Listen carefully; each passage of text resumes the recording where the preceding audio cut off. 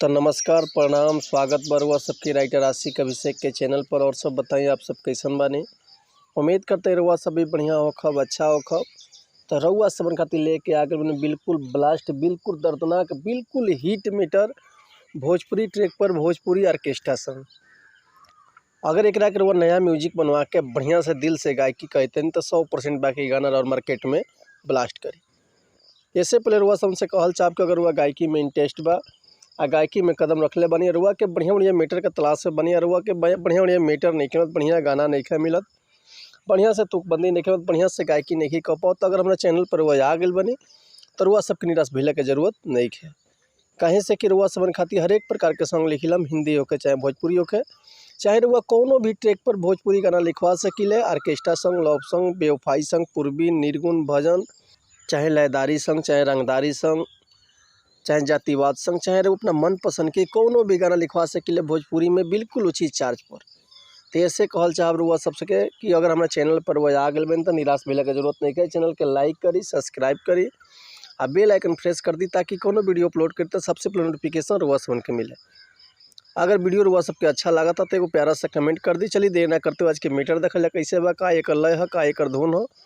एगो प्रमोद प्रेमी के गाना एबरा हिट के कि झकोरा मारे झुलनी साड़ी लहराए हो, यही ट्रैक पर वह सबन खातिर लेके आगल उन्हें बिल्कुल दर्दनाक हिट मीटर ऑर्केस्ट्रा सब।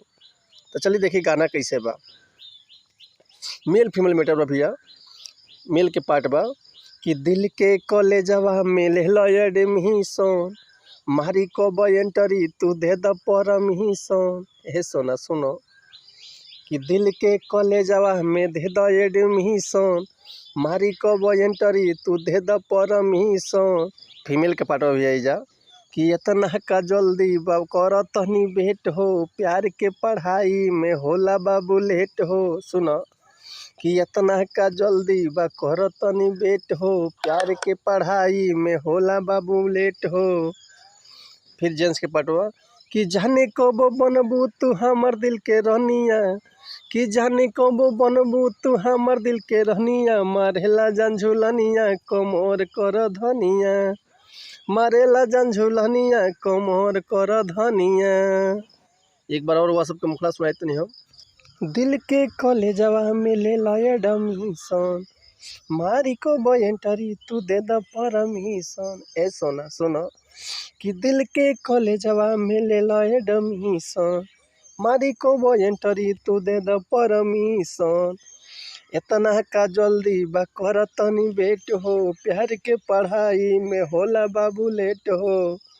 सुनो कि जाने कबो बनबू तू हमर दिल के रहनिया, कि जाने कबो बनबू तू हमर दिल के रहनिया, मारेला झंझुलनिया कमर कर धनिया, मारेला झंझुलनिया कमर कर धनिया।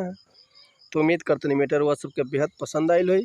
अगर ये गाना के रुआ फुल लिखवाल चाहते हैं तो डिस्क्रिप्शन में हमारा कॉन्टैक्ट नंबर बा, व्हाट्सअप नंबर बा, कॉल कर सके व्हाट्सअप कर सके रुआ के बिल्कुल उचित चार्ज पे फुल गाना मिल जाए। एक और बात रुआ सबसे कहल चाह कि अगर हमारे गाँव में कोनो मिस्टेक भले भी क्षमा चाहते नहीं, ऐसे कि हम गायक ना ही रुआ सब के खाली बता सकिले समझा सकिले। तब मिलत है नेक्स्ट वीडियो में कुछ नया गाना, कुछ नया धुन, कुछ नया कंपोजिशन लेके। तब तक ले रुआ सबसे मनती चाहते नहीं। नमस्कार प्रणाम, जय हिंद, जय भारत, जय भोजपुरी समाज, जय माता दी, हर हर महादेव, जय शिव शंभू।